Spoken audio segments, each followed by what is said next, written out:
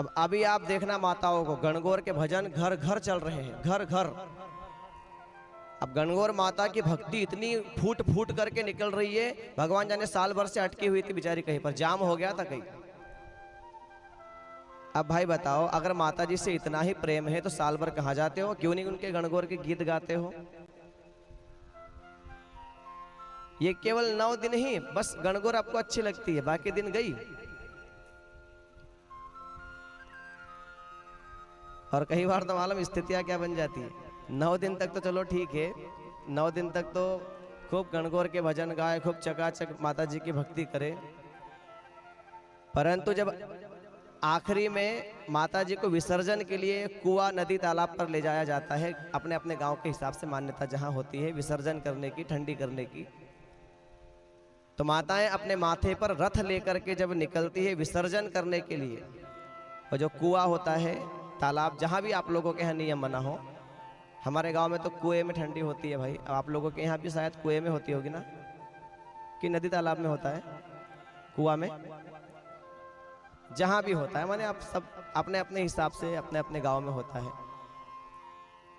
अब महाराज जैसे ही वहां पर, जैसे मान लीजिए कुआं हो गया या नदी तालाब जो भी, वहां किनारे पर पहले सब लाइन से अपने अपने रथ, धनियर राजा, रणुबाई सब रख देंगे अपने अपने, वहाँ फटाफट आरती एक कर देंगे, आखिरी आरती, और रुमाल वगैरह जो भी लेंगे, वो कुरकई जो माता जी रहती है उसको रखेंगे, और भैया जैसे ठंडा करेगा, माता जी इतनी जल्दी रथ उठा के भागेगी वहाँ से कि माता में हमारा पछड़ी न लगी जाए, इतनी जल्दी।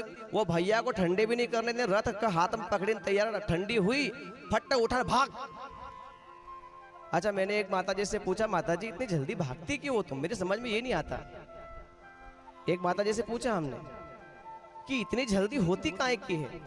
अरे बोले महाराज जी तुमखन मालूम हवा लगी जाए। मैं को बोल लो हम हवा बनी गई, काल तक माते मारे थे ना, हम हवा हुई गई। बताओ,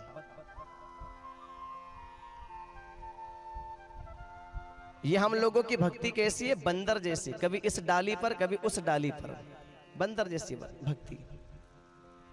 अब कल तक जिसको पूज रहे थे, जिसको घर में लाए, पूजा पाठ करी, खूब भजन गाए, खूब भक्ति करी, भोग लगाया, खूब नाचे कूदे, और बस 2 क्षण में जैसे वो कुआं में गई माता जी ठंडी होने, 2 क्षण में वही माता जी हवा बन गई। बताओ ये क्या है? ये भ्रम हम लोगों ने पाल के रखा हुआ है।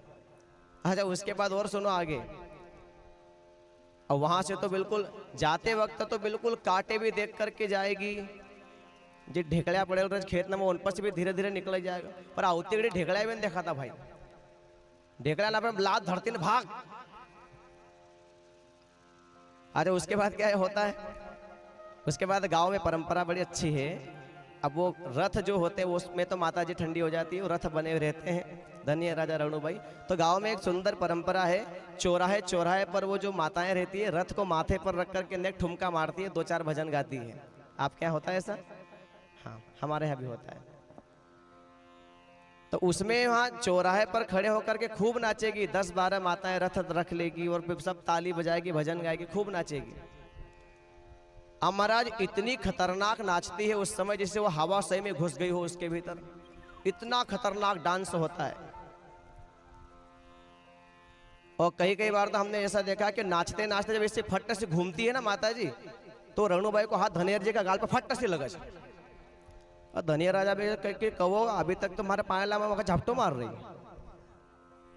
अब बताओ, और 2-4 जगह तो हमने यहाँ तक देखा कि इतनी तेज गति से घूमती है कि बेचारा धनिया राजा का 2 धनिया राजा हो के तो हाथी उखड़ के बाहर गिर गए, इतनी खतरनाक। तो अब बताइए आप। अच्छा, और आगे सुनो और आगे सुनो, एक इस बात में एक और आगे बात होती है कि जब माता जी अब सब रथ अपने अपने घर में ले आए, सब रथ का जो श्रृंगार किया था, आपने जो कपड़े पहनाए थे माता जी, धनियर राजा सब निकाल के रख भी दिए। और 2-4 दिन बाद फिर अब घर के बच्चों के आदत में पड़ जाता है धनियर राजा रणुबाई के गीत गाना, पर 9 दिन तक अगर गाते रहते हैं तो आदत में आ जाता है, प्रायः सबके आदत में आ जाता है। तो बच्चों की आदत में ज्यादा आता है, 9 दिन तक वो गणगौर के भजन सुनते रहते हैं, गणगौर के। तो माता जी ठंडी भी हो गई, उसके बाद भी बच्चों की आदत में आ जाता है, तो कभी कभी वो घर में गाने लग जाते हैं। अब जैसे बच्चा ने गाना शुरू किया, तुरंत डोकरी में आया, बेटा गाँव मत हवा ही जाएगा। अब बताओ, ये समझ में नहीं आता कि ये आखिर है क्या। अब आप बताइए, इसे आप भक्ति कहेंगे क्या? ये भक्ति है, ये ज्ञान है, वैराग्य है, तीनों नहीं है। ना तो भक्ति है, ना ज्ञान है, ना वैराग्य है। और अगर आप इसे भक्ति का नाम भी देते हैं कि चलिए मान लिया भक्ति है, तो आपकी भक्ति कोरी है, क्योंकि वहां ज्ञान की कमी है। कोरी भक्ति है, ज्ञान की कमी है वहां पर।